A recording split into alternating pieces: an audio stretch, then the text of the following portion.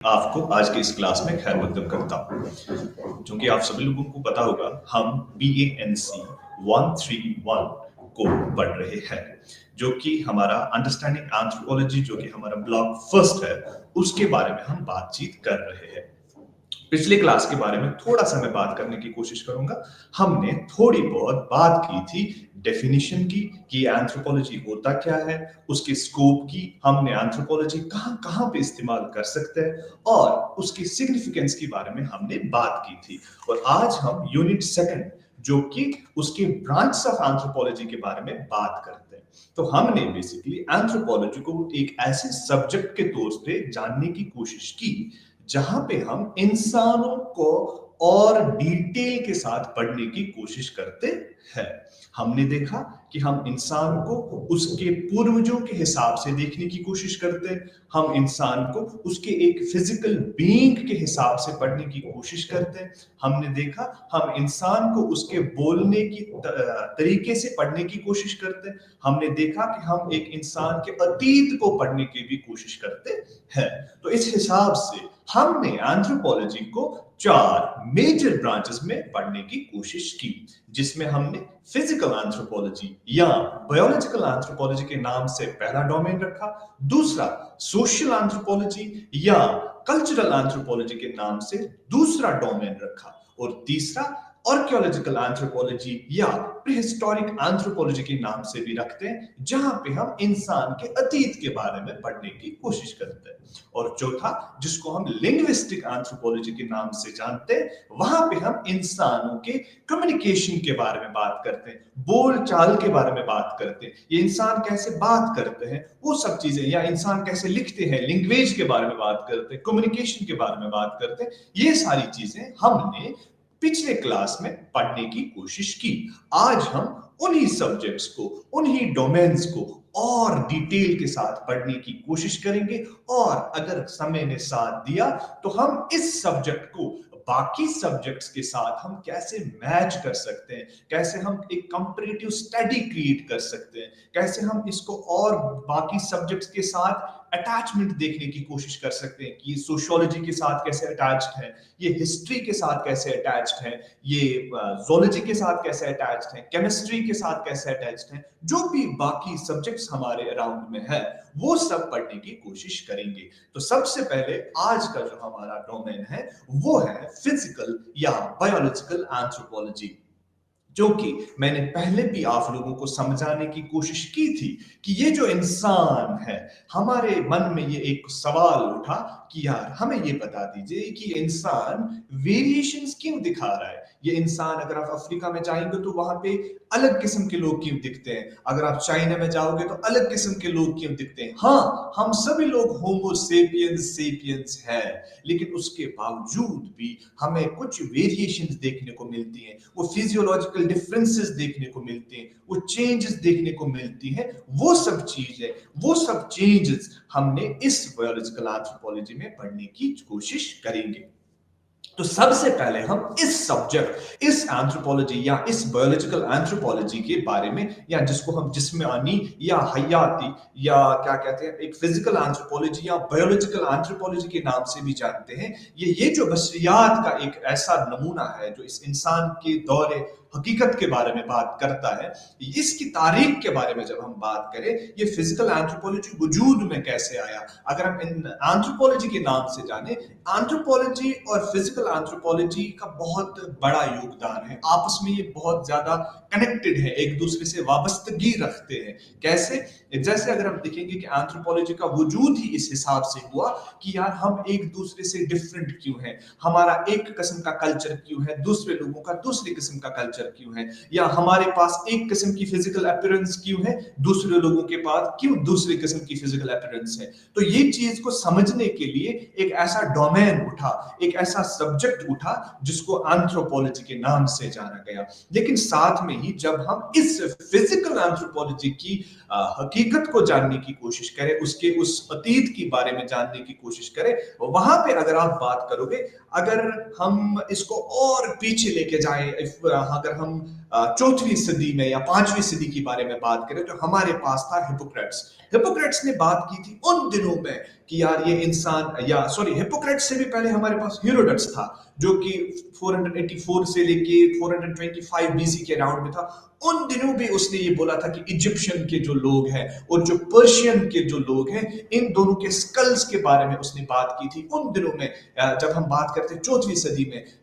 ईस्वी सदी में जब हम बात करते हैं तो उन दिनों भी उसने बोला था कि हमारे पास जो इजिप्शियन लोग हैं, जो हमारे पास ग्रीक लोग हैं, या हमारे पास जो पर्शिया के लोग हैं, जो पर्शियन लोग हैं, इन दोनों के स्कल्स में डिफरेंस देखने को मिलती है। उसने अपने हिसाब से वो चीज डिफरेंशिएट करने की कोशिश की कि किस हिसाब से उनका स्कल, उनका सिर का जो हिस्सा है वो अलग दिखता है और इन लोगों का जो physical appearance of the skull है वो अलग दिखती है। तो उस हिसाब से, उस डोमेन से ही अगर हम देखेंगे, वहां से ही थोड़ा बहुत ऐसा स्टार्ट हुआ कि फिजिकल अपीयरेंस के बेसिस पे इंसान के बाहरी हकीकत के बारे में जब हम जानने की कोशिश करते, तब से ही ये उठा। उसके बाद हिपोक्रेट्स आए, उसके बाद हमारे पास एरिस्टोटल आए। एरिस्टोटल ने बात की थी कि ये जो इंसान है ये एक सोशल एनिमल है। जब ये इस्तेमाल टर्म होती है सोशल एनिमल, हम दो चीजों के बारे में बात करते हैं। एक, ये सोशल है, दैट मींस इसके पास सोसाइटी का कोई वाबस्ता है, but at the same time ये एक एनिमल भी है। ये एक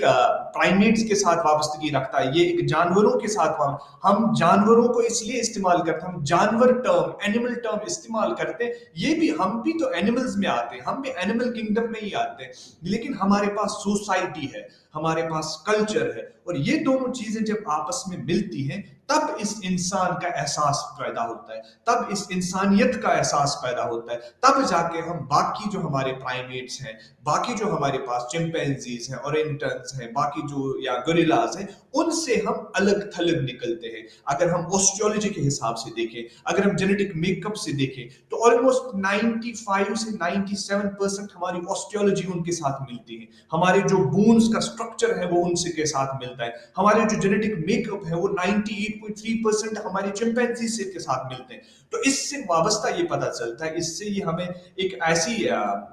खोज सामने आती है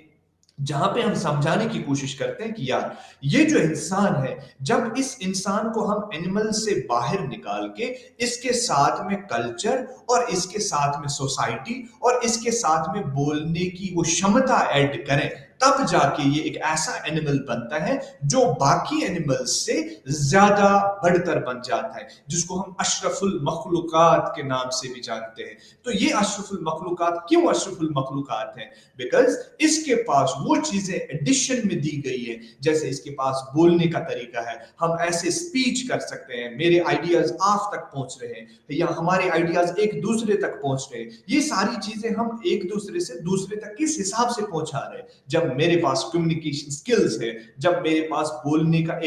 बोलने की क्षमता है, तो इसी तरीके से हमारे पास कल्चर है। ये वो रूल्स है, ये वो सेट ऑफ रूल्स है जो कि हमें जिंदगी गुजारने के तरीके कार समझाते हैं। वो रिचुअल्स हैं, वो बिलीफ्स हैं, वो सारी चीजें हमें ऐड होती गई। इसी तरीके से एरिस्टोटल के बाद फिर एडवर्ड टायसन आए, उसके बाद ब्लूमेनबाख आए, उसके बाद कार्लस लिंस आए, जिसने फिर हमें क्लासिफाई किया, एनिमल किंगडम को क्लासिफाई किया, जिसने इन एनिमल्स को और डिटेल के साथ पढ़ने की कोशिश की आहिस्ता आहिस्ता। इसी हिसाब से हमारे पास ये ब्लूमेनबाख आए, जिसने ह्यूमंस को और डिटेल के साथ क्लासिफाई करने की कोशिश की। फिर रेशियल क्लासिफिकेशंस देखने को मिली, फिर आहिस्ता आहिस्ता उस रेशियल क्लासिफिकेशन को इतनी क्लासिफिकेशन में चेंज किया गया, और आहिस्ता आहिस्ता हमारे पास नए डोमेन सामने आए। हमारे पास जेनेटिक्स देखने को मिलता है, हमारे पास फिर फॉरेंसिक एंथ्रोपोलॉजी देखने को मिला, हमारे पास ह्यूमन इकोलॉजी देखने को मिला। तो अगर हम इसके अतीत की बात करें, इसके डेवलपमेंट की बात करें, या हिस्ट्री की बात करें इस फिजिकल एंथ्रोपोलॉजी के, ये स्टार्ट हुआ था कहां से? जब हेरोडोटस ने ही ह्यूमन सिकल्स को ये क्रिएट किया था। लेकिन जब हम इसको और डिटेल से पढ़ने की कोशिश करें, तब जाके ये एंथ्रोपोलॉजी, ये फिजिकल एंथ्रोपोलॉजी बेसिकली हमारे पास 18th से लेके 19th सेंचुरी में ये और ज्यादा डेवलप हुआ, बहुत ही डिटेल्ड सब्जेक्ट के नाम से सामने आया। जब हमारे पास एक वो कंपैरेटिव स्टडीज होने लगे, एक दूसरे को हम दूसरे के साथ कंपेयर करने लगे, जब डीएनए टेक्नोलॉजी सामने आई, जब जेनेटिकल टेक्नोलॉजी सामने आई, जब हमने मॉलिक्यूलर लेवल पर इंसानों को पढ़ने की कोशिश की, जब हमने और डिटेल के साथ इस फिजिकल एंथ्रोपोलॉजी को समझने की कोशिश की, तब जाके ये एक फुल फ्लेजेड डोमेन बना एंथ्रोपोलॉजी का। और इसीलिए हम इसको बायोलॉजिकल, जो कि हमारे बायोलॉजिकल बीइंग का एक हिस्सा है, या फिजिकल, जो इसकी अपीयरेंस के नाम से ही हमने एक अलग हिस्सा रखा है एंथ्रोपोलॉजी में, जहां पे हम इंसान के इवोल्यूशन को समझते हैं, जहां पे हम इंसान के ऑस्टियोलॉजी को समझते हैं। तो हमारे पास नीचे कुछ छोटे मोटे हिस्से दिए गए हैं जो कि सब डोमेन्स आते हैं फिजिकल एंथ्रोपोलॉजी में, और इस फिजिकल एंथ्रोपोलॉजी का सबसे इंपॉर्टेंट पोर्शन है जिसको हम बोलते हैं पेलियो एंथ्रोपोलॉजी। पेलियो एंथ्रोपोलॉजी नाम दो से बना है, पेलियो एंशिएंट पास्ट, पुराना अतीत, उसके बारे में, और एंथ्रोपोलॉजी मींस इंसानों का इल्म। दैट मींस जब हम इस इंसान के अतीत के बारे में लेकिन फिजिकल हिसाब से देखने की कोशिश कर रहे हैं, बायोलॉजिकल बीइंग के हिसाब से देखने की कोशिश कर रहे हैं, तब जाके हम एक उस सब डोमेन में आते हैं जिसको हम पेलियो एंथ्रोपोलॉजी के नाम से जानते हैं। तो इस पेलियो एंथ्रोपोलॉजी में असल में हम इवोल्यूशन को पढ़ते हैं। इस पेलियो एंथ्रोपोलॉजी में असल में हम उन फॉसिल्स को पढ़ते हैं, वो जो हमारे पास पूर्वज रहे हैं, हमारे पास ऑस्ट्रेलोपिथेसीज रहे हैं, हमारे पास ओरोरियंस रहे हैं, चैडेंसिस रहे, ठीक है ना, हमारे पास रोडेंथिस रहे हैं, हमारे पास फ्लोरेंसिस रहे हैं, हमारे पास इरेक्टस रहे, हमारे पास नीदरलैंड्स रहे, हमारे पास हैबिलस रहे। बहुत सारे ऐसे फॉसिल्स हमारे सामने देखने को मिलते हैं, और उनके कल्चर के बारे में, उनके जेनेटिक डोमेन के बारे में, उनके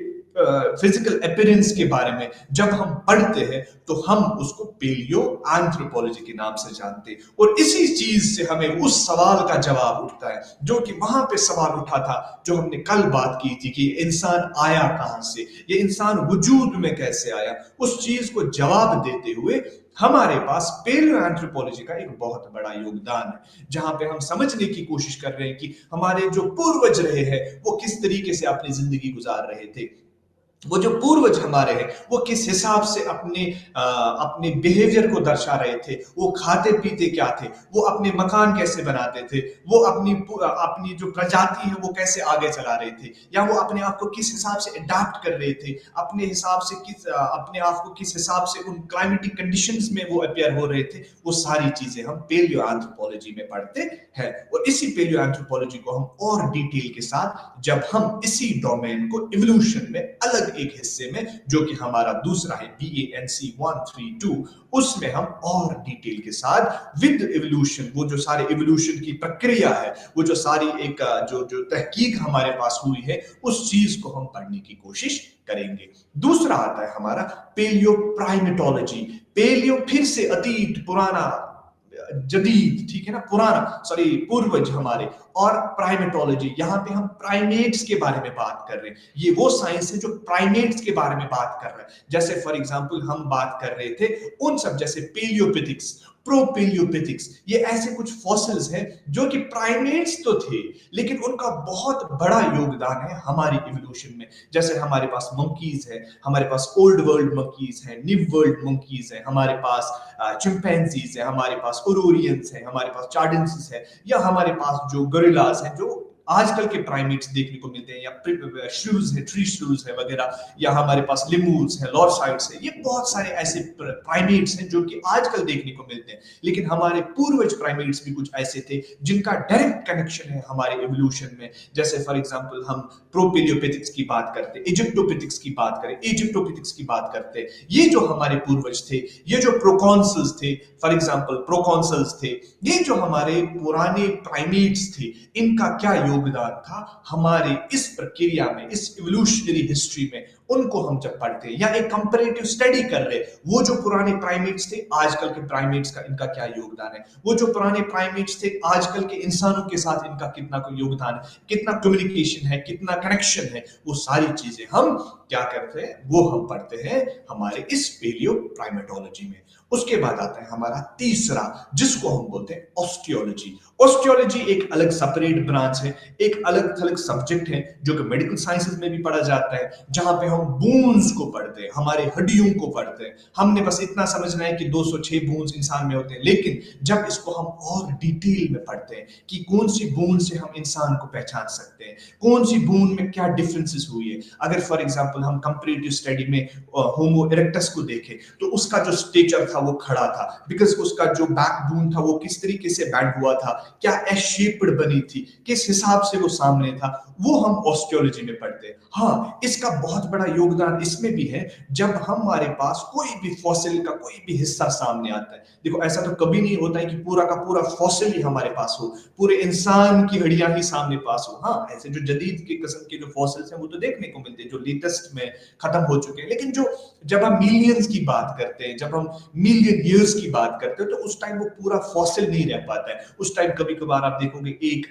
एक दांत का बोन भी मिल सकता है, या हमारे पास एक पेल्विक बोन मिल सकती है, हमारे पास एक थोरैसिक बोन मिल सकती है, हमारे पास या फीमर मिल सकती है, हमारे पास कभी कभार ये फिंगर डिजिट्स भी मिलते हैं। तो ये सब चीजों को फिर इस तरीके से एनालाइज किया जाता है इस ऑस्टियोलॉजी की हेल्प से, जहां पे हम बता सकते हैं एक नॉर्मल दांत से भी मैं बता सकता हूं कि क्या ये हर्बिवोर था, क्या ये इंसेक्टिवोर था, क्या ये ओमनिवोर था, या कौन सी किस्म का डेंटेशन इसके पास था, या एनवायरमेंट किस हिसाब का था, इसका जो फिजिकल अपीयरेंस था वो कैसा था।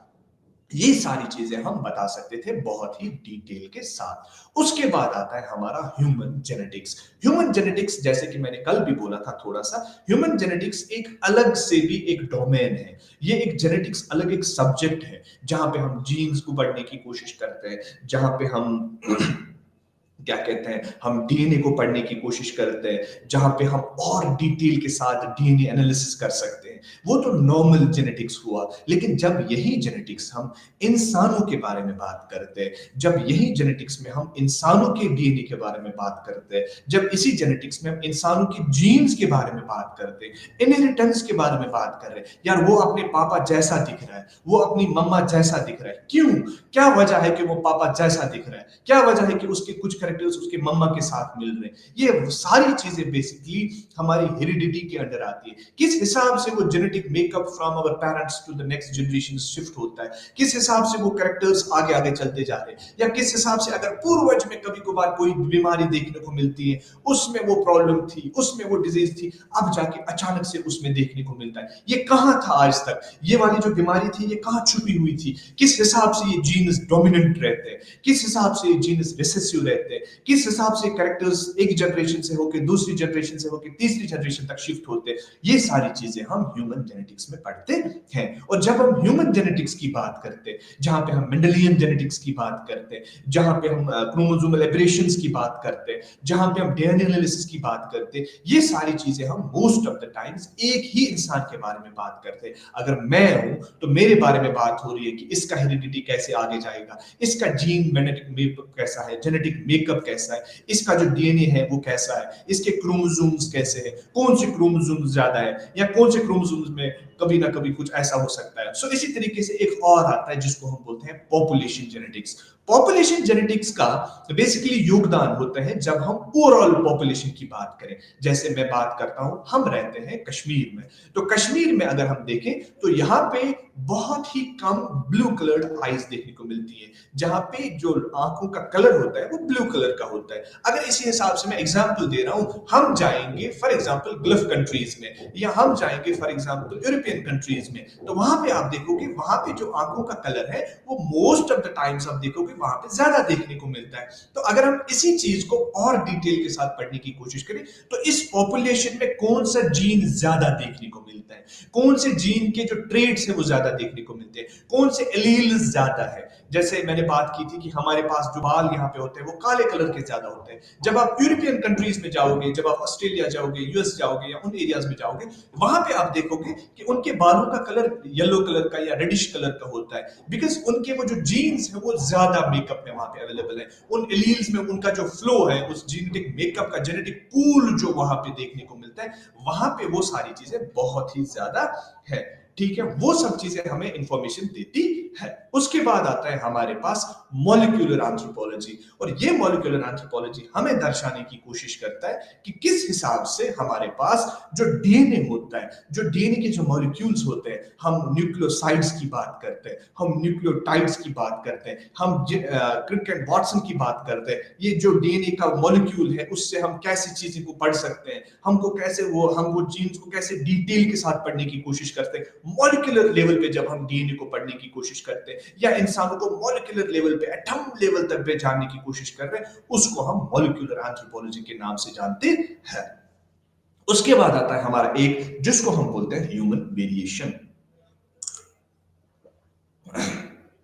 ह्यूमन वेरिएशन में हम बेसिकली बात करने की कोशिश कर रहे हैं कि ये इंसानों में वेरिएशंस, ये इंसानों में डाइवर्सिफिकेशन कहां से देखने को मिलती है। अगर हम यहाँ पे रह रहे हैं, सारे के सारे होमोसेपियंस हैं, अगर हम यहाँ पे वजह वजह क्या है ऐसी कि हम यहाँ पे रह के एक किस्म का फिजिकल अपीयरेंस बना रहे हैं, दूसरे लोग वहां पे राजस्थान में बैठ के अलग किस्म का फिजिकल अपीयरेंस बना रहे हैं, ये वजह क्या है? ये हम चीज बता सकते हैं बिकॉज इसका जो इन्वायरमेंटल इन्फ्लुएंस है, जो इन्वायरमेंट इस पे कुछ योगदान दे रहा है, जो इन्वायरमेंट का इसके ऊपर इन्फ्लुएंस है, जो इन्वायरमेंट का इसके जेनेटिक्स के ऊपर जो वो अपने आप को और फंक्शनलाइज कर रहा है, वो सब चीजों को जब हम पढ़ते हैं तब जाके हम ह्यूमन वेरिएशन को और डिटेल के साथ पढ़ने की कोशिश करते हैं। अगर हम इसी ह्यूमन वेरिएशन को पेलियो एंथ्रोपोलॉजी के साथ अटैच करें तब जाके हमें ये भी पता चलता है कि जब हम इरेक्टस के पास थे तो इरेक्टस के बहुत सारे अलग अलग स्पीशीज थे, या इरेक्टस जो हमारा था वो अलग अलग जगहों पे वो गया, उसने अपनी जो माइग्रेशन स्टार्ट की थी अफ्रीका से, वो फिर यूरेशिया में भी आया, यूरोपियन कंट्रीज में भी गया, एशियन कंट्रीज में भी गया, तो वहां पे उसके अलग अलग स्पीशीज देखने को मिलते थे। जैसे फॉर एग्जांपल चाइना में एक अलग देखने को मिलता था, यूरोपियन में उसका ही अलग देखने को मिलता था, लेकिन दोनों थे होमो इरेक्टस। तो जिसकी वजह से वहां पे जो चाइना में उसका जो स्पीशीज था, जो बाय था, वो अपने हिसाब से अपने उस एनवायरमेंट के हिसाब से अडॉप्ट होता गया, और इसी हिसाब से जब कोई यूरोपियन कंट्रीज में गया, कोई ऑस्ट्रेलियन कंट्रीज में गया, ऑस्ट्रेलियन एरियाज में गया, वहां पे उस पे आप देख सकते हो कि उसने अपने आप को उसी एनवायरनमेंट के हिसाब से अपने आप को अडॉप्ट किया, या जो अफ्रीकन स्पीशीज थे उसने अपने आप को उसी हिसाब से अडॉप्ट किया, जिसकी वजह से आजकल हमारे फिजिकल बीइंग्स में डिफरेंसेस देखने को मिलती हैं, हमारे जो वेरिएशंस में देखने को मिलती है। अब के बाद आता है, उसके बाद हमारे पास आता है human growth and development. Human growth and development हमें सिंपल से ये समझाने की कोशिश करता है, ये जो इंसान है इसकी ग्रोथ कैसे होती है, इसकी डेवलपमेंट कैसे होती है। जैसे अगर हम बात करते हैं ग्रोथ और डेवलपमेंट होते तो दो अलग अलग चीजें हैं। ग्रोथ मींस अगर आप किसी चीज में इंक्रीज देख रहे हो, जैसे मैं बोल रहा हूं मेरी बॉडी ग्रो हो रही है, बढ़ रही है, या मैं ग्रो हो रहा हूं, मैं लंबा हो रहा हूं, चौड़ा हो रहा हूं, इट्स ग्रोथ। लेकिन जब हम इसी साथ में डेवलपमेंट की बात करते हैं, डेवलपमेंट हम मोस्ट ऑफ द टाइम्स बोल रहे हैं कि अगर इसकी कैपेसिटी, इसकी जो फंक्शनलिटी वो इंक्रीज हो गई। अगर मैं फॉर एग्जांपल छोटा बच्चा था तो मेरे हाथ थे लेकिन ग्रो भी हुए, लेकिन साथ साथ में ही मेरे पास इतनी क्षमता आई कि मैं चीजों को और जोर से पकड़ने की क्षमता रखता हूं। तो ग्रोथ की वजह से डेवलपमेंट भी हुई, तो जहां पे डेवलपमेंट हुई तो दैट मींस फंक्शनलिटी इंक्रीज हो गई। जैसे फॉर एग्जांपल कुछ लोग ऐसे होते हैं जो ग्रो नहीं कर पाते because of the genetic variation, या जेनेटिक कुछ इंस्टेबिलिटी आती है, जीन्स प्रॉपर तरीके से स्टेबलाइज नहीं होते या प्रॉपर तरीके से फंक्शन नहीं कर पा रहे, they are not able to grow, वो बढ़ नहीं पाते। लेकिन एट द सेम टाइम वो फर्टाइल बीन्स होते हैं, उनके पास डेवलपमेंट, मेंटल डेवलपमेंट प्रॉपर होता है, वो बात अच्छे से कर सकते हैं, वो सब कुछ अच्छे से कर सकते हैं। अगर मैं एक सिंपल सी एग्जांपल यहाँ पे छोड़ दूं, आप लोगों ने कोई मिल गया मूवी देखी होगी। कोई मिल गया में अगर आप देखोगे जो ऋतिक रोशन हमारे पास था, उसकी ग्रोथ हुई थी, उसकी ग्रोथ प्रॉपर तरीके से एक वेल बिल्ड इंसान की हुई थी, लेकिन he was not mentally developed. उसका जो मेंटल कैपेसिटी था वो डेवलप नहीं हो पा रहा था, इवन कि वो बॉल को ज्यादा और खींच भी नहीं पाता था। जब उसके पास उतनी क्षमता नहीं थी, हम बता सकते थे कि उसके पास प्रॉपर डेवलपमेंट नहीं हो चुकी है। अब जाके अगर उसके पास वो आदमी, वो जो हमारे पास उसका जो वो एलियन आता है, ठीक है ना, वो एलियन जब उसके पास आता है उसकी वजह से उसके पास कुछ चेंजेस होती है और उसके पास डेवलपमेंट देखने को मिलते हैं। उसके बाद he is able to see without the specs, he is having those muscular bodies, he is having to think like an I can say an aged man. वो प्रॉपर तरीके से डेवलप्ड माइंड के हिसाब से सोचने की क्षमता रखता है, उसको हम डेवलपमेंट बोलते हैं। ये हम और डिटेल के साथ अपने जब समय पे इसका टाइम आएगा, जब हमारे पास ह्यूमन ग्रोथ एंड डेवलपमेंट का पोर्शन आएगा, तब हम इसको और डिटेल के साथ पढ़ने की कोशिश करेंगे। सो यहाँ पे ह्यूमन ग्रोथ एंड डेवलपमेंट में ये भी पढ़ सकते हैं हम कि इंसान की जो ग्रोथ हो रही है वो किस हिसाब से रुक सकती है, क्या ऐसी वजह हो सकती है जिसकी वजह से इसकी ग्रोथ रुक रही है। क्या जीन्स कुछ इन्फ्लुएंस डाल रहे हैं, क्या एनवायरमेंट कुछ इन्फ्लुएंस डाल रहा है, या क्या उस बिहेवियर, जिस बिहेवियर में वो रह रहा है, या वो कल्चरल कंस्ट्रक्ट जिसमें वो रह चुका है, उसकी वजह से कोई इन्फ्लुएंस आ रहा है, वो सब चीजें भी हम पढ़ सकते हैं। हाँ, जब ये बच्चा प्रीनेटल स्टेज में होता है, अभी ये बच्चा इस दुनिया में आया ही नहीं है, तो कैसे इसकी डेवलपमेंट हो रही है, तो कैसे इसकी ग्रोथ हो रही है, इस हिसाब से जब वो बच्चा दुनिया में आया तो उसके बाद इसकी कितने स्टेजेस हो रहे हैं डेवलपमेंट के। जब ये चाइल्डहुड में आता है, उसके बाद प्री एडोलेसेंस में आता है, या फिर वो एडोलेसेंस में आता है, फिर वो सेनेसेंस तक पहुंच जाता है, तो ये सारी चीजें हम ग्रोथ एंड डेवलपमेंट में पढ़ने की कोशिश करते हैं। उसके बाद आता है हमारा ह्यूमन इकोलॉजी। ह्यूमन इकोलॉजी का बहुत बड़ा योगदान है एंथ्रोपोलॉजी में, और इस ह्यूमन इकोलॉजी को आप देखोगे फिजिकल एंथ्रोपोलॉजी में भी इसका बहुत योगदान है, कल्चरल एंथ्रोपोलॉजी में भी इसका बहुत योगदान है। बिकॉज ये जो इंसान है इसका डायरेक्ट कनेक्शन होता है इसके एनवायरनमेंट के साथ, और जब ये एक कनेक्शन एक बायोटिक और एबायोटिक कम्युनिकेशन बन जाती है इस इंसान का एनवायरनमेंट के साथ और एनवायरनमेंट का इंसान के साथ, जो ये कनेक्शन बन रहा है, इसके साथ साथ इसके कल्चर में भी डिफरेंसेस देखने को मिलती है, इसके फिजिकल अपीयरेंस में देखने को भी मिलती है। जैसे फॉर एग्जांपल एलेन्स रूल आपने पढ़ा होगा, बर्गमन्स रूल हम आगे जाके इंशाल्लाह हम पढ़ेंगे, तो वहां पे आप देखोगे बर्गमन्स रूल में आप देखोगे किस हिसाब से एक इंसान जब कोल्ड क्लाइमेट्स में होता है तो वो कैसे चेंज होता है, जब वो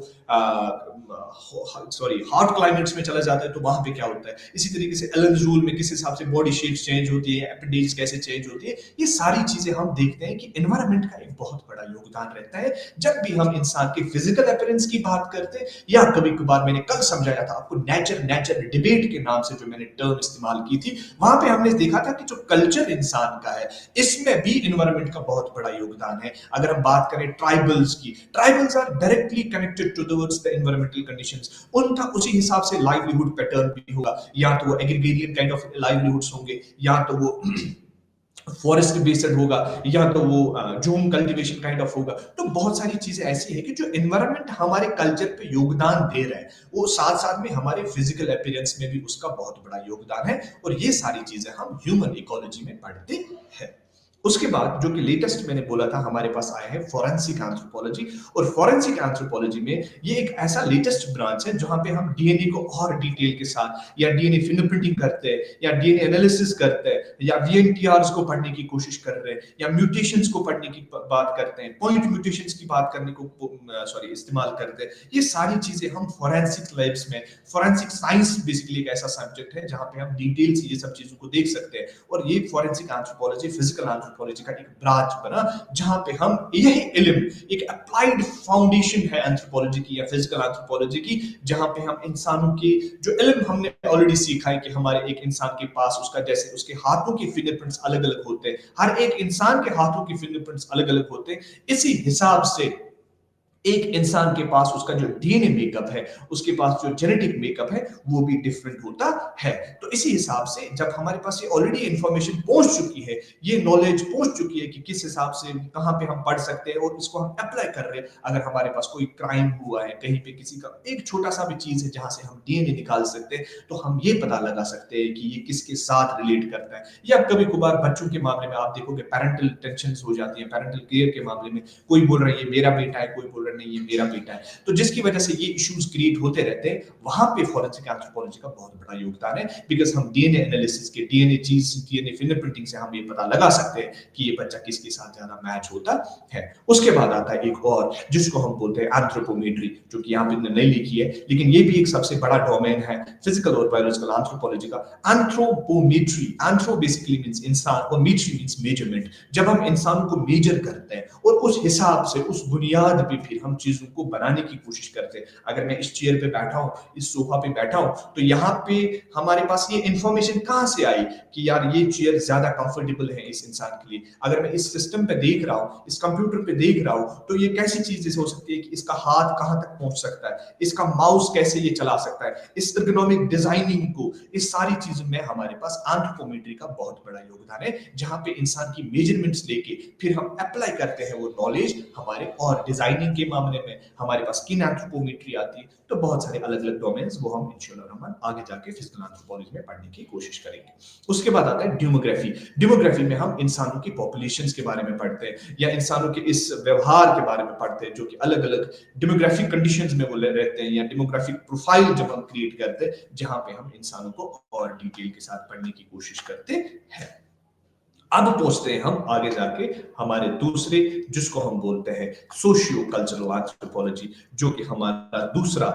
डोमेन है जब भी हम एंथ्रोपोलॉजी के बारे में बात करते। यहां तक हम बात कर रहे थे फिजिकल एंथ्रोपोलॉजी के बारे में, हमने देखा कि कुछ ऐसे भी सब थीम्स हैं जहां पे हम फिजिकल एंथ्रोपोलॉजी को अप्लाई कर सकते हैं, लेकिन जब हम सोशियो कल्चरल की बात करते हैं, यहां पे भी एक ऐसा ही वजूद था, यहां पे भी इसकी भी हिस्ट्री की जब हम बात करते, इसके भी अतीत की जब हम बात करते या तारीख की बात करते, उसमें भी हम यही देखने की कोशिश कर रहे हैं कि यार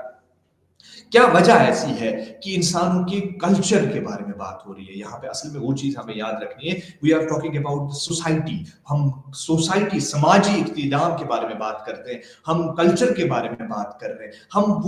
वो एक ऐसे फ़िरिस्त की बात करते हैं, जहाँ पे हम इंसानों के उस बिहेवियर की बात करते हैं कि वो किस हिसाब से अपनी ज़िंदगी गुज़ार रहे हैं, उनका क्या समाजी इक़दाम है, उनके समाजी वो उसूल क्या है जिससे वो ज़िंदगी गुज़ार रहे हैं, उसके बारे में हम सोशियो कल्चरल एंथ्रोपोलॉजी में बात करते हैं। देखिए, हमारे पास एक अलग सब्जेक्ट है जिसको हम सोशियोलॉजी के नाम से जानते हैं, जहाँ पे हम इंसानों के बारे में या उनकी सोसाइटी के बारे में बात करते हैं। लेकिन जब हम एंथ्रोपोलॉजी और सोशियोलॉजी को आपस में देखते हैं, हमारा एक दूसरा तरीक़ेकार है इस चीज़ को समझने का। जब हम आपस आगे जाके देखेंगे कि क्या कनेक्शंस हैं एंथ्रोपोलॉजी और सोशियोलॉजी की, क्या कनेक्शंस हैं एंथ्रोपोलॉजी और हिस्ट्री की, वहाँ पे जाके आपके पास एक ऐसी डिफरेंशिएटिव टर्म्स क्रिएट हो जाएंगी। क्या वजह है कि हम थोड़ा बहुत डिफरेंट है सोशियोलॉजी से। तो हिस्ट्री की जब बात करते हैं, जब तारीख की बात करते हैं, इस सोशल कल्चरल एंथ्रोपोलॉजी की, ये भी हमारे पास हेरोडोटस से ही स्टार्ट हुआ था। जैसे कि हम बता सकते हैं कि अगर मैं यहाँ पे बैठा हूँ, कश्मीर में बैठा हूँ या इंडिया में बैठा हूँ, हमारा एक तरीकेकार है। देखिए, आप सबको पता है कि हिंदुस्तान एक डाइवर्सिफाइड एरिया है। यहाँ पे बहुत सारे अलग अलग किस्म की कल्चर्स देखने को मिलते हैं, एक रिचुअल्स देखने को मिलते हैं, बिलीफ्स देखने को मिलते हैं। तो जिससे हम एक छोटी सी जगह, एक छोटा सा स्टेट या छोटा सा, अगर हम एक मुल्क की भी बात करें, तो एक मुल्क में भी हमारे पास इतने किस्म के डाइवर्सिफाइड कल्चर्स देखने को मिलती है। अगर हम इसी चीज को और आगे देख के जाए, वर्ल्ड लेवल पे देखें, वर्ल्ड व्यू के हिसाब से देखें, तो तब आप हमें बता दीजिए कि कितना डिटेल के साथ हमें ये पढ़ने की कोशिश करनी चाहिए कि वहां पे इस कल्चर में क्या योगदान है और क्या कल्चर यहाँ पे योगदान है। वहां पे किस हिसाब से इस चीज को हम पढ़ते हैं, यहाँ पे इस हिसाब से किस चीज को पढ़ते हैं। तो जब हम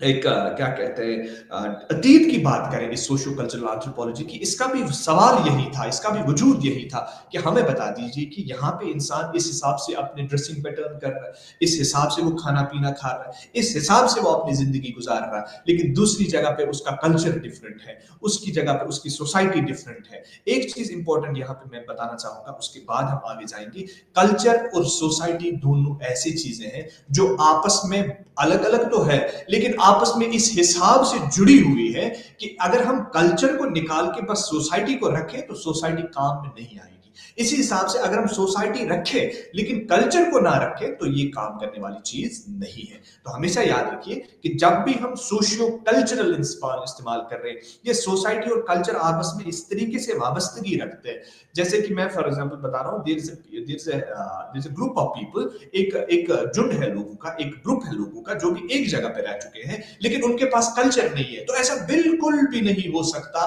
कि वो एक सोसाइटी या एक समाजी इक्तिदाम दिखा रहे हैं, ऐसा बिल्कुल भी नहीं है। तो याद रखने की बात है कि हमेशा सोसाइटी और कल्चर आपस में रिलेटेड होते हैं, आपस में कनेक्टेड होते हैं, क्योंकि इनका जो योगदान है वो आपस में कनेक्टेड रहता है, वो आपस में क्या कहते हैं, एक दूसरे के ऊपर ही इंटरडिपेंडेंट है। तब तक हमारे पास कोई वजूद में सोसाइटी नहीं आएगी जब तक कि उसके पास एक सोसाइटी ना हो या इसके पास एक कल्चर ना हो, और उसी हिसाब से कोई भी कल्चर हमारे पास वजूद में नहीं आ सकता जब तक कि उसके पास एक सोसाइटी ना हो। ये बिल्कुल ऐसी ही बात है जब हमारे पास एक लैपटॉप होता है या एक कंप्यूटर होता है जिसमें जो सॉफ्टवेयर होता है वो हम कल्चर को मान के चलते हैं, और जो बाहरी इसका जो सिस्टम है, जो इसका जो डिस्प्ले है, जो इसका सीपीयू है, वो इसके सोसाइटी के नाम से जानते हैं। तो दोनों चीजें आपस में वाबस्तगी है। अगर हमारे पास सॉफ्टवेयर तो है लेकिन उसके लिए कोई ऐसा सीपीयू नहीं है, उसके लिए कोई कंप्यूटर नहीं है, तो वो काम करने वाली चीज ही नहीं है। इसी तरीके से अगर हमारे सामने कंप्यूटर है लेकिन उस पे पास सॉफ्टवेयर नहीं है, तो ऑब्वियसली ये सब कंप्यूटर भी काम करने वाली चीज नहीं है। तो ये दोनों एक दूसरे से ही है। तब जाके सोसाइटी होगी जब कल्चर होगा, जब कल्चर होगा तब जाके ही हमारे पास सोसाइटी होगी। तो जब हम इसके अतीत की बात करते हैं, ये भी हमें लेके चलता है हेरोडोटस की तरफ, जब उसने बोला था कि हमें कितनी इंपॉर्टेंस दी, उसने बेसिकली समझाई, या हमें बहुत इंपॉर्टेंस इस बात को दी कि हमने लोगों को पढ़ना चाहिए, हमारे लोगों के क्या बोलते हैं कस्टम्स को पढ़ना चाहिए, जो ये कंपैरेटिव एनालिसिस करनी चाहिए। और यही कंपैरेटिव एनालिसिस हेरोडोटस ने उस टाइम बोला था, 3री-4री सदी में, जब उसने बोला था कि हमें ये एक ऐसे हिसाब से, उसने ज्यादा इसके ऊपर फोकस किया कि हमें पढ़ना चाहिए कि वो लोग क्या है, ये लोग क्या है। हाँ, थोड़ा बहुत इसमें ये जानने को मिलता है कि इसने यूरोपियन कल्चर को एक ताह पे रखा और बाकी लोगों को नीचे रखा, वो एक अलग हिस्सा है, वो एक अलग चीज है। लेकिन उसने उस टाइम भी एनालिसिस करने की हमें ये वो क्या बोले बात छिड़ी थी कि हमें चाहिए कि हम इस कल्चर को और डिटेल के साथ पढ़े, हमें ये सब कल्चर्स को पढ़ने की कोशिश चाहिए, हमें एक कंपैरेटिव एनालिसिस करनी चाहिए लोगों के कस्टम्स की, लोगों के रिचुअल्स की, लोगों के तहजीब और तमादुन के बारे में बात करनी चाहिए। ये सारी चीजें उसने हमें उस दिन समझाई थी। और जब उसने ये समझाई थी उस दिन तीसरी चौथी सदी में, तो तब जाके हम बता सकते हैं कि ये भी एक सेंट्रल डोगमा है। अगर हम आज एंथ्रोपोलॉजी पढ़ रहे हैं, आजकल के एंथ्रोपोलॉजी का भी यही एक सेंट्रल थीम है, सेंट्रल डोगमा है, जहां पे हम इंसानों को कंपैरेटिव एनालिसिस के हिसाब से पढ़ रहे हैं, उनके कल्चर्स को अलग हिसाब से पढ़ने की कोशिश करें, डिटेल के साथ पढ़ने की कोशिश करें। ये एक सेंट्रल डोगमा है आजकल के भी एंथ्रोपोलॉजी का। तो इसका अतीत उसके साथ अभी भी जुड़ा हुआ है जब हम हेरोडोटस की बात करते हैं। उसके बाद फिर और इसीलिए कभी कभार ना हेरोडोटस को मोस्ट ऑफ द पीपल उसको ना फादर ऑफ एंथ्रोपोलॉजी के नाम से भी जानते, क्योंकि उसने वहां से ही हमें बताया था कि एंथ्रोपोलॉजी को सॉरी इंसानों को हमें पढ़ना चाहिए, इंसान की जो कि आजकल के एंथ्रोपोलॉजी का सेंट्रल डोगमा है, उसको हमने पढ़ने की कोशिश करनी चाहिए। उसके बाद फिर हमारे पास एरिस्टोटल आए, जो कि पहले इंसान ऐसे भाई जिन्होंने एंथ्रोपोलॉजिस्ट के नाम से इस्तेमाल किया कि हमें पढ़ना चाहिए, इंसानों को और डिटेल के साथ पढ़ने की कोशिश करनी चाहिए। फिर आहिस्ता आहिस्ता 17th सेंचुरी में 18th सेंचुरी में ये और बढ़ता गया और डिटेल के साथ हम लोगों को पढ़ने की कोशिश की। फिर हमारे पास मेलिनोस्की आया। मेलिनोस्की ने एक हम ऐसा बता सकते हैं कि काया पलट दी एंथ्रोपोलॉजी की, उस वजूद की काया पलट दी, बिकॉज उसने कुछ ऐसे टर्म्स के ऊपर ज्यादा फोकस किया। जैसे उसने हमें बोला कि हमें किसी एक सोसाइटी को पढ़ने के लिए, जैसे उसने खुद ट्रोबलेंट आइलैंडर्स के ऊपर बात की थी। उसने बोला कि जब भी हम किसी सोसाइटी में जा रहे हैं, किसी कल्चर को पढ़ रहे हैं, हमें एक नेटिव लैंग्वेज में पढ़नी चाहिए। अगर मैं कश्मीर में जा रहा हूं तो मुझे कश्मीरी में बात करनी आनी चाहिए, ताकि मैं चीजों को और डिटेल के साथ पढ़ने की कोशिश करूं और डिटेल के समझने के साथ कोशिश करूं। इस हिसाब से फिर हमारे पास, या उसने वेलेनस्की ने फिर आहिस्ता आहिस्ता फंक्शनलिज्म के बारे में बात की। कुछ लोगों ने, टेलर ने हमारे पास इवोल्यूशनिज्म की बात की। जैसे हम फिजिकल इवोल्यूशन की बात करते थे कि हम पहले क्या बोलते हैं, लूका से, लॉस्ट कॉमन यूनिवर्सल एंसेस्टर से स्टार्ट होते गए, फिर अडैप्टेशंस होती गई, फिर आहिस्ता आहिस्ता रेप्टिल्स बने, फिर प्राइमेट्स बने, फिर आहिस्ता आहिस्ता होमो इरेक्टस, होमो हैबिलस, होमो इरेक्टस, क्या बोलते हैं, निएंडरथैलेंसिस, डिनोसोवियंस, क्रो-मैग्नन्स वगैरह वगैरह वगैरह सामने होके होमो सेपियंस सेपियंस तक पहुंचे। वो तो एक फिजिकल इवोल्यूशन बता रहा है, लेकिन सोशल कल्चरल एंथ्रोपोलॉजी का योगदान बहुत ऐसा था। इसने हमें ये समझाने की कोशिश की किस हिसाब से इंसान का समाजी जो कल्चरल जो इवोल्यूशन था वो कैसे हुआ। वहां पे इन्होंने बोला था कि इवोल्यूशनिज्म हुआ है कि गॉड इंसान पहले से क्या था कि इंसान एक ऐसे हिसाब से अपडेट होता है, जैसे हम सिवेजरी से होकर बार्बरिज्म तक, फिर आहिस्ता आहिस्ता फिर हम सिविलाइजेशन तक पहुंच जाते हैं। इसी हिसाब से हमारे पास इवोल्यूशनिज्म की थ्योरी सामने देखने को मिली। उसके बाद डिफ्यूजनिज्म थ्योरी देखने को मिली। फिर हमारे पास फंक्शनलिज्म थ्योरी, जो कि मेलिनोस्की ने छेड़ी थी, जहां पे इसने फंक्शनलिज्म बताया कि किस हिसाब से सोसाइटी में फंक्शनिंग होती है, ये रिचुअल से, ये बिलीफ से, ये सारी चीजों के बारे में बात होती गई। फिर आहिस्ता आहिस्ता इवोल्यूशनिज्म फंक्शनलिज्म खत्म होता गया। फिर हमारे पास स्ट्रक्चरल फंक्शनलिज्म आए, हमारे रेडक्लिफ ब्राउन साहब आए थे, उसने बात की थी। उसके बाद बहुत सारी ऐसी चीजें आई, हमारे पास मार्गरेट मीड, रूथ बेनेडिक्ट, वो सारी चीजें, वो सारे एंथ्रोपोलॉजिस्ट आए जिन्होंने पर्सनैलिटी ऑन कल्चर या कल्चर और पर्सनैलिटी टेस्ट किया कि किस हिसाब से इंसान की पर्सनैलिटी के ऊपर भी कल्चर का योगदान रहता है, या इस इंसान की पर्सनैलिटी से उसके कल्चर के ऊपर क्या योगदान रहता है, या दोनों का आपस में क्या रिलेशनशिप है, ये भी पढ़ने को मिला। फिर हमारे पास लिंटन आए, फिर हमारे पास चाइल्ड आए, फिर हमारे पास जुलियन स्टीवर्ट आए जिसने ह्यूमन इकोलॉजी के बारे में बात की। तो ये आहिस्ता आहिस्ता और डिटेल के साथ हम जानने की कोशिश की गई कि हम एंथ्रोपोलॉजी में सोसाइटीज को पढ़ रहे हैं, कंपैरेटिव एनालिसिस कर रहे हैं, इथनोलॉजी के कांसेप्ट्स के साथ जा रहे हैं, एथनोग्राफी के कांसेप्ट्स के साथ जा रहे हैं, जहां पे हम इंसानों को डिटेल के साथ पढ़ रहे हैं, या जिसको हम थिक डिस्क्रिप्शन के नाम से भी जानते हैं, जहां पे हम इंसानों को डिटेल के साथ थिक डिस्क्रिप्शंस क्रिएट कर रहे हैं, एक सोसाइटी का, एक कल्चर का एक ऐसा डिस्क्रिप्टिव मैनर क्रिएट कर रहे हैं, एक इथनोग्राफ क्रिएट कर रहे हैं, जहां पे अगर मैं वो पढूं तो मेरे सामने वो हर एक चीज उस सोसाइटी की आ रही है, हर एक सामान उस सोसाइटी का सामने आ रहा है, जो हमें इंफॉर्मेशन दे रहा है उस सोसाइटी के बारे में। या हम इथनोलॉजी के कांसेप्ट्स के साथ जा रहे हैं, अगर मैं यहाँ के लोगों को और वहाँ के लोगों को आपस में इथनोलॉजिकल कांसेप्ट्स के साथ रिलेट करूं, वहाँ की इथनोग्राफी इस इथनोग्राफी के साथ कंपैरेटिव एनालाइज करूं, तो वहाँ पे मेरे पास उसकी सिमिलरिटीज क्या है, डिसमिलरिटीज क्या है, या क्या चीज है जो, फॉर एग्जांपल अगर इस चीज को हम यहाँ पे कलम बोलते हैं, पेन बोलते हैं, और इसका इस्तेमाल यहाँ पे एक चीज है, बाहर जाके इसका इस्तेमाल कैसे हो सकता है, और उसको इसके खिलाफ उनके क्या नजरिए है, उनके क्या व्यवहार है इस चीज के बारे में, ये सारी चीजें हम और डिटेल के साथ इस सोशियो कल्चरल एंथ्रोपोलॉजी में पढ़ने की कोशिश करते हैं।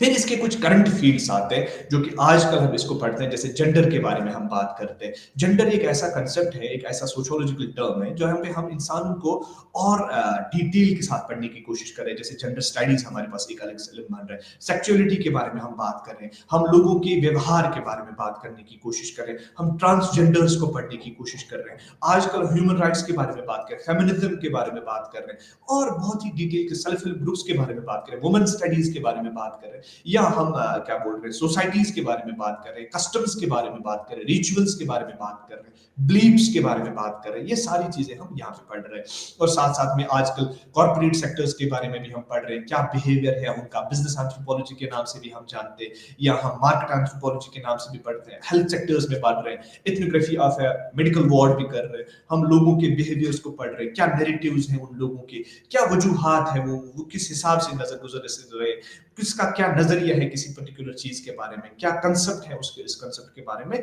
ये सारी चीजें हम सोशियो कल्चरल एंथ्रोपोलॉजी में पढ़ते हैं। उसके बाद आता है हमारा तीसरा, जिसको हम बोलते हैं आर्कियोलॉजिकल एंथ्रोपोलॉजी। और ये आर्कियोलॉजिकल एंथ्रोपोलॉजी बेसिकली हमारा हिस्सा है, तीसरा मेजर पार्ट ऑफ एंथ्रोपोलॉजी, जहां पे हम इंसानों के अतीत के बारे में बात करते हैं, जहां पे हम क्या बोलते हैं, हम इंसानों के पूर्वजों के बारे में बात करते हैं।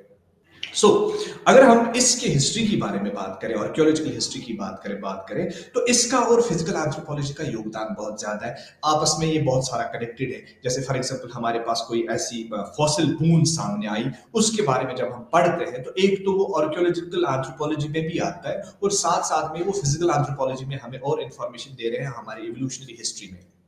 थोड़ा बहुत मैं इस चीज के बारे में बात करना चाहूंगा, उतना ज्यादा डिटेल के साथ, जबकि हमारे पास फिजिकल एंथ्रोपोलॉजी और सोशल एंथ्रोपोलॉजी डिटेल के साथ एक हेरोडोटस से ही आगे जाके आ गया था, लेकिन इतना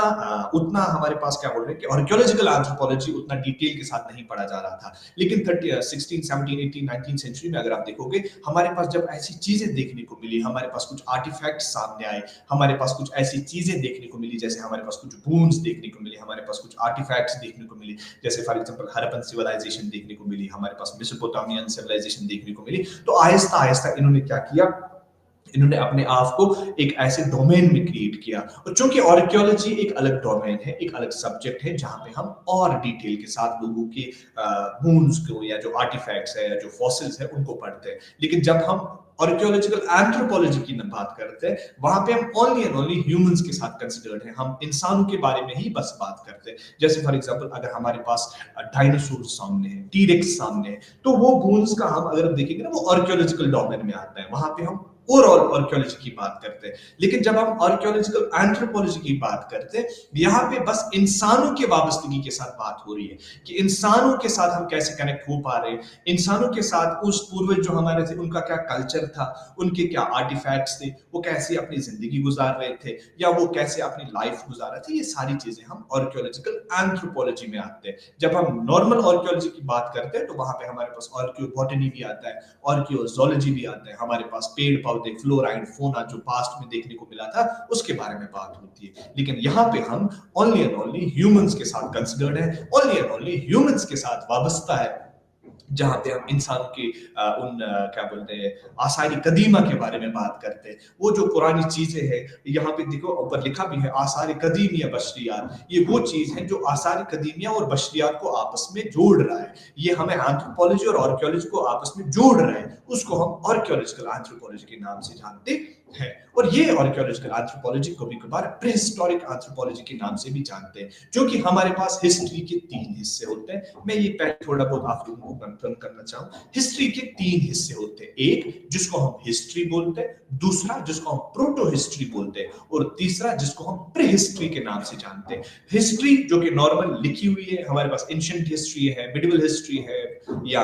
प्री हिस्ट्री है, ये सारी चीजें हमें देखने को मिलती है। इसी तरीके से हमारे पास होता है प्रोटो हिस्ट्री और होता है प्री हिस्ट्री। प्री हिस्ट्री वो वाला पोर्शन है जो कि हमारे पास कुछ भी लिखा नहीं है, हमारे पास कोई भी इंफॉर्मेशन रिटन रिकॉर्ड्स में नहीं है, कुछ भी नहीं है, बट उस दौरान भी ये इंसान इस दुनिया में रहा है, उस दौरान भी ये इंसान ने अपनी जिंदगी इस दुनिया में गुजारी है, लेकिन हमारे पास कुछ भी ऐसे रिकॉर्ड्स नहीं है, हमारे पास कुछ भी ऐसे आसार नहीं है जिससे हम पढ़ सकते हैं कि ये जिंदगी ऐसे गुजारा था, ऐसे गुजारा था। तो दोनों के बीच में आता है जिसको हम बोलते हैं proto history. Proto history pre history के बाद आता है और हिस्ट्री से पहले आता है। ये वो वाला पोर्शन है जहां पे थोड़े बहुत रिटन रिकॉर्ड्स तो हमारे पास है, या जैसे कुछ प्लेट्स पे कुछ जानवर बने हुए हैं, कुछ ऐसी चीजें लिखी हुई है, या हम बता सकते हैं कि रिटन डॉक्यूमेंट्स कुछ ऐसे हैं, लेकिन हम उनको पढ़ नहीं, we are not able to decipher those things, हम वो पढ़ नहीं पा रहे, उसको हम बेसिकली प्रोटो हिस्टोरिक पीरियड में रखते हैं। जैसे फॉर एग्जांपल मौर्यन पीरियड जो हमारा यहाँ था इंडिया का,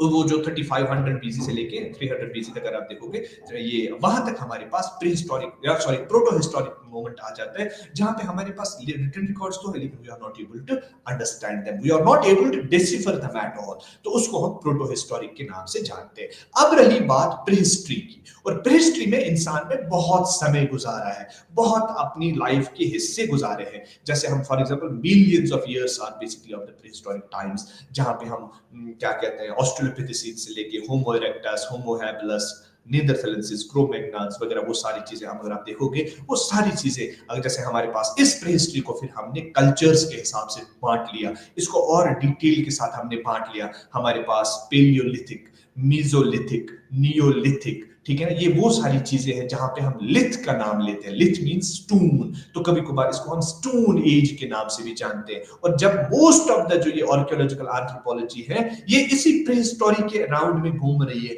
इसी प्रीहिस्ट्री के अराउंड में घूम रही है। ये वो इंफॉर्मेशन है जो हम पेश कर रहे हैं हिस्ट्री के बारे में। हमारे पास आर्टिफैक्ट्स हैं, हमारे पास वो कल्चर्स हम पढ़ पा रहे हैं, कंपैरेटिव एनालिसिस कर पा रहे हैं, तब जाके हम इस हिस्ट्री के पोर्शन को इजाफा कर सकते हैं प्रीहिस्टोरिक एंथ्रोपोलॉजी से। इसीलिए कभी कभार इस एंथ्रोपोलॉजी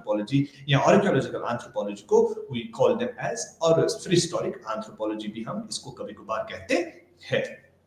क्योंकि बहुत सारे इसके भी अलग अलग डोमेन्स बन चुके हैं। हमारे पास क्या कहते हैं, कुछ ऐसे डोमेन्स हैं जो कि आर्कियोलॉजी में देखने को मिलते हैं। हमारे पास एक है जिसको हम पेलियो एंथ्रोपोलॉजी के नाम से जानते हैं। ये मैंने पहले भी बोला था जब हम फिजिकल एंथ्रोपोलॉजी की बात कर रहे थे, हमने वहां पे बात की थी पेलियो एंथ्रोपोलॉजी की। पेलियो मींस पास्ट, एंशिएंट, और anthropology means science of humans. तो जब आप इस चीज के बारे में बात करें, आप इवोल्यूशन की बात करें, फॉसिल्स की बात करें, कल्चर्स की बात करें, तो सेम यहाँ पे भी जब हमारे पास किसी आर्टिफैक्ट के बारे में बात हो रही है, किसी फॉसिल के बारे में बात हो रही है, उस फॉसिल का कल्चर क्या था, उस फॉसिल का व्यवहार क्या था, उस फॉसिल के वजूद क्या थे, हमारे पास कौन से फॉसिल्स हम निकाल सकते हैं, या हम कैसे वो एक्सप्लोर कर सकते हैं, हम वो कैसे एक्सकेवेट कर सकते हैं, ये सारी चीजें हमारी आर्कियोलॉजिकल एंथ्रोपोलॉजी में आते हैं। उसके बाद आता है दूसरा, जिसको हम बोलते हैं एनवायरमेंटल आर्कियोलॉजी। ये बेसिकली हमें वो इंफॉर्मेशन देने की कोशिश कर रहा है कि जो हम पुराने जमाने की बात करते हैं, जैसे फॉर एग्जांपल मैं बात करता हूं, हम बात करते हैं ऑस्ट्रेलोपिथेसीन्स की।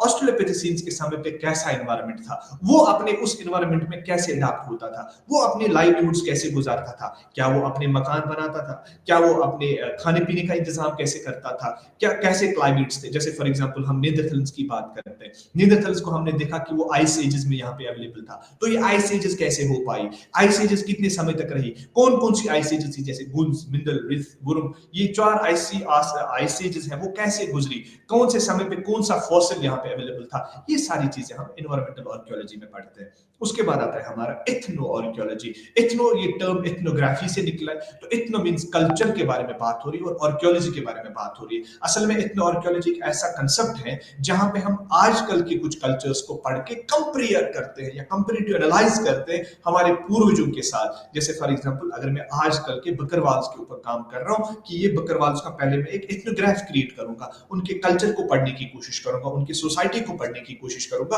उसके बाद मैं उनको रिलेट करूंगा उन डोमेन्स में, उन साइट्स के साथ, जैसे कानिस्पोरा साइट है, जैसे हमारे पास या न्यूलिथिक साइट्स है, हमारे पास बुरजूम की साइट्स है, तो ये या गुफग्राल की साइट है, वहां से जो हमारे पास इंफॉर्मेशन मिली है और ये जो आजकल की इंफॉर्मेशन है, इन दोनों को आपस में कंपेयर करो, आपस में क्रिएट करो कि ये कैसे हो पा रहा है, how is thing being compared, ये कैसे आपस में जुड़े हुए हैं, उसको हम एथनो आर्कियोलॉजी के नाम से भी जानते हैं।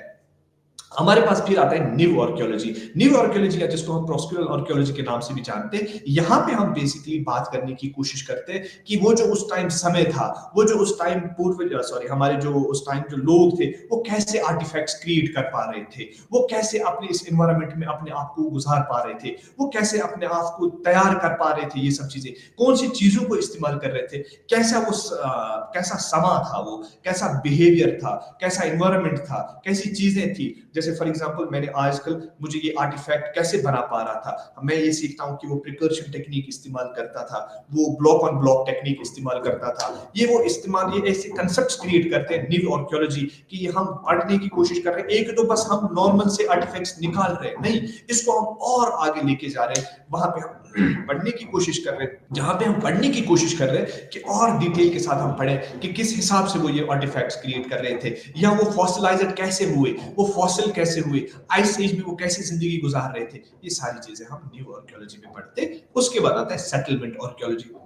जहां पे हम इंसानों के सेटलमेंट्स के बारे में बात करते हैं, यहाँ पूरे एरियाज के बारे में बात कर रहे हैं। हम देख रहे हैं कि ये जो हमारे पास नीदरलैंड्स थे, वो गुफाओं में रहते थे, गारों में रहते थे, या हमारे पास क्रो-मैग्नॉन्स छोटे से हट्स बनाते थे जो स्किन से बनते थे, हाइड्स से बनते थे। वो कैसे बनाते थे, उनका सेटलमेंट कैसा था, किस हिसाब से वो अपनी जमीन गुजार रहे थे। जैसे हड़प्पन सिविलाइजेशन में आप देख रहे हो किस हिसाब से वो अपने आप को एक हायर लेवल पे अलग लोग रहते थे, जहाँ पे ग्रीन पाथ हुआ करता था, ग्रीनरीज रहती थी, ये सारी चीजें, या लोअर एरियाज में जो अलग लोग रहते थे, जो नॉर्मल मार्केट्स लगते थे, वो इस एरिया में लगते थे। ये सारी चीजें हम सेटलमेंट आर्कियोलॉजी इस चीज में पढ़ने की कोशिश करते हैं। उसके बाद हमारा जो चौथा टॉपिक है, जो हमारा चौथा एक हिस्सा है इसका, जिसको हम बोलते हैं लिंग्विस्टिक एंथ्रोपोलॉजी। और लिंग्विस्टिक, आप सब नाम से, लिंग्विस्टिक्स एक अलग डोमेन है, एक सब्जेक्ट अलग है, लेकिन एंथ्रोपोलॉजी की जब हम बात करते हैं तो यहाँ पे हम इंसानों के बारे में बात करते हैं, इनकी कम्युनिकेशंस के बारे में बात करते हैं कि किस हिसाब से इनकी कम्युनिकेशंस हो अडेप्ट हो पाई, इवोल्व हो पाई। जैसे फॉर एग्जांपल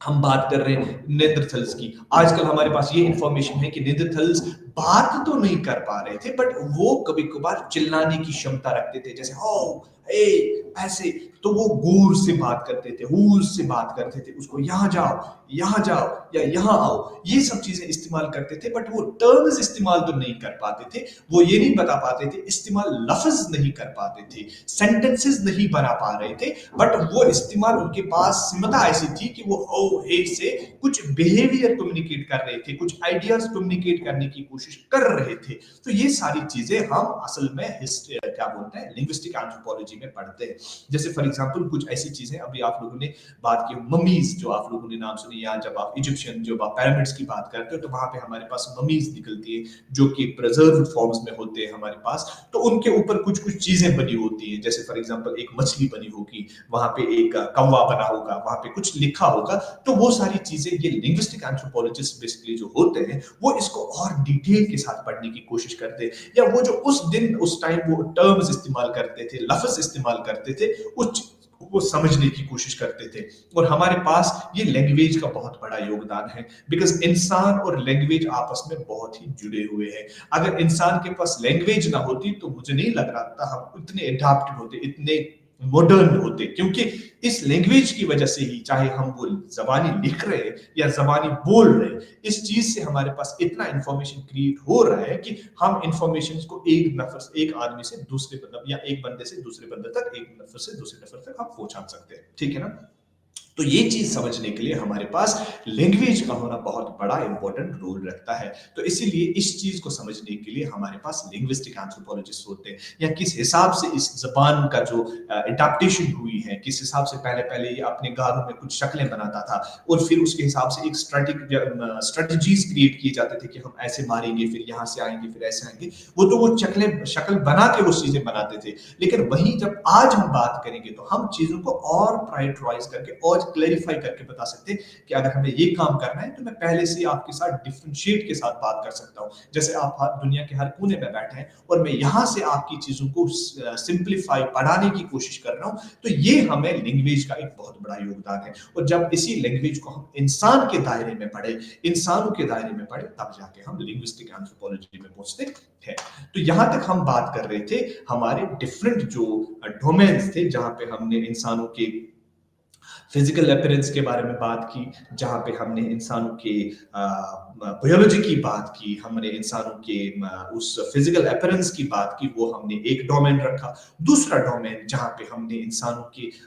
कल्चर के बारे में बात करने की कोशिश की, जहाँ पे हमने इंसानों के सोसाइटी के बारे में बात करने की कोशिश की। उसके बाद हमने तीसरा जहाँ पे हमने बात करने की कोशिश की इंसानों के अतीत के बारे में, आर्कियोलॉजी जिसको हमने बोला, आर्कियोलॉजिकल एंथ्रोपोलॉजी के बारे में बात करने की कोशिश की, जहाँ पे इंसानों ने हमने हमने देखा कि इंसान को हम कैसे उसके पूर्वजों से पढ़ सकते हैं, कैसे हम उसको एक्सप्लोर कर सकते हैं या एक्सकैवेट कर सकते थे जमीनों के नीचे हुए तहों से। वो हम जब इल्म पढ़ते हैं तो आर्कियोलॉजिकल एंथ्रोपोलॉजी के नाम से जाना। और चौथा डोमेन जो हमने एंथ्रोपोलॉजी का पढ़ने की कोशिश की, जिसको हम बोलते हैं लिंग्विस्टिक एंथ्रोपोलॉजी, जहाँ पे हमने इंसानों के कम्युनिकेशंस के बारे में बात करी, या फॉर्मल, इनफॉर्मल, या जो रिटन, जो पुराने जो जदीद तरीके के हमारे पास रिटन डॉक्यूमेंट्स है, उसके बारे में जब हम पढ़ते हैं, उसको हम लिंग्विस्टिक एंथ्रोपोलॉजी के नाम से जानते हैं। चूंकि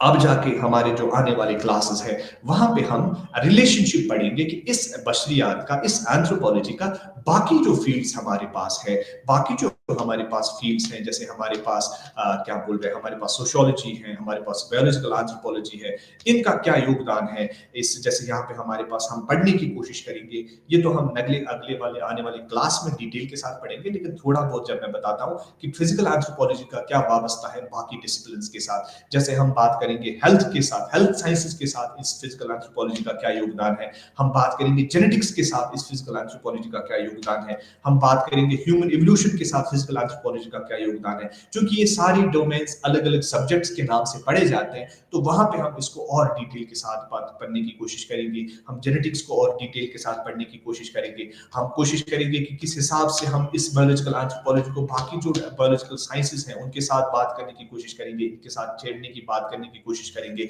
न्यूट्रिशन का क्या योगदान है, किस हिसाब से ह्यूमन ग्रोथ को हम पढ़ सकते हैं। केमिकल साइंसेस या केमिस्ट्री के साथ हम बात सकते हैं, किस तरीके से हम कीमियाई इन चीजों के साथ हम मेल खा सकते हैं। एंथ्रोपोलॉजी का उन लोगों के साथ क्या योगदान है। देखिए, मैं आपको एक सिंपल सी डेफिनेशन बताता हूँ जो कि मैं बच्चों को पढ़ाने के समय पे इस्तेमाल करता हूँ। जहां पे भी हमारे पास इंसान है, वहां पे आप एंथ्रोपोलॉजी देख सकते हैं। So it's where there are humans, there is anthropology. आप कहीं पे भी इंसान को देख रहे हैं, उनके कीमियाई हिसाब से देख रहे हैं, उनके केमिकल हिस्ट्रीज के हिसाब से देख रहे हैं, उनके न्यूट्रिशनल एनालिसिस के साथ देख रहे हो, तो जहां भी आप इंसानों के बारे में बात छेड़ रहे हो, तो वहां पे आप बेसिकली एंथ्रोपोलॉजी को डाल सकते हैं और एंथ्रोपोलॉजी में ला सकते हैं। तो इसीलिए अगर आप नॉर्मल तरीके से देखेंगे, हमारे इस इंसान के बहुत सारे ऐसे फेसेस हैं, ऐसे मल्टीफेसिटेड काइंड ऑफ थिंग है। ये इंसान बहुत चीजों से वाबस्तगी रखता है। हमारे कीमियाई तवज्जुह अलग है, हमारे पास फिजिकल अपीयरेंस अलग है, हमारे पास न्यूट्रिशन एक अलग चीज है, हमारे पास ऑस्टियोलॉजी एक अलग चीज है, हमारे बिहेवियर का साथ अलग है, हमारी फिजियोलॉजी अलग है, साइकोलॉजी अलग है। ये सारी चीजें हम एंथ्रोपोलॉजी में पढ़ सकते हैं। तो इसीलिए बहुत सारे किताबदान ने या बुक राइटर्स ने एंथ्रोपोलॉजी को as a mother of all sciences के नाम से भी लिखा है, क्योंकि इस इंसान का ही इल्म ऐसा है जो हर एक चीज के बारे में जानने की कोशिश करे। जैसे इकोनॉमिक्स एक अलग सब्जेक्ट है, वहां पे भी हम इंसानों के बारे में बात करते हैं, इंसान इकोनॉमिक्स कैसे पढ़ता है। पॉलिटिकल साइंस एक अलग चीज है, लेकिन हम इंसानों के पॉलिटिक्स के बारे में बात करते हैं। केमिस्ट्री एक अलग कीमियाई चीज है, वहां पे भी हम बात कर रहे हैं कि इंसानों की केमिस्ट्री के बारे में हम कैसे बात कर सकते हैं। या फॉर एग्जांपल हम जूलॉजी एक अलग सब्जेक्ट है, जहां पे हम इंसानों के इवोल्यूशन को भी पढ़ सकते हैं। इसी तरीके से फ्लोरा फोना के साथ हमारा क्या कनेक्शन है, ये सारी चीजें हम पढ़ने की बात करेंगे। फिर हम बात करेंगे साइकोलॉजी के हमारे साथ क्या बात है, हिस्ट्री के साथ हमारे कैसे वाबस्तगी है, लिंग्विस्टिक के साथ हमारे कैसे वाबस्तगी है। ये सारी चीजें हम आने वाली क्लासेस में पढ़ने की कोशिश करिए। मैंने कोशिश की है कि आपके ये जो सारे क्लासेस हैं, ये जो सारे डोमेन्स हैं, हम अलग अलग हिस्सों में पढ़ने की कोशिश करें। जैसे फिजिकल एंथ्रोपोलॉजी के कैसे इससे अलग है, हमारे पास जो क्या कहते हैं सोशल एंथ्रोपोलॉजी के किन किन के साथ वाबस्तगी है, आर्कियोलॉजिकल एंथ्रोपोलॉजी के साथ किन किन के साथ वाबस्तगी है, इसी तरीके से लिंग्विस्टिक एंथ्रोपोलॉजी के हिस्से किस किस के साथ है। ये सारी चीजें हम डिटेल के साथ और आने वाले क्लासेस में पढ़ने की कोशिश करेंगे। तो आज के क्लासेस में फिर से थोड़ा बहुत फिर से बताने की कोशिश करूंगा। हमने आज बात की थी ब्रांच ऑफ एंथ्रोपोलॉजी की, जो कि हमारा यूनिट 2 था, और आने वाले समय में, आने वाले टाइम में, आने वाले क्लास में हम और डिटेल के साथ कोशिश करेंगे इन सब्जेक्ट्स को पढ़ने की जिनके साथ हमारी वाबस्तगी है। आप सबका इस क्लास में आने का शुक्रिया। Thank you so much.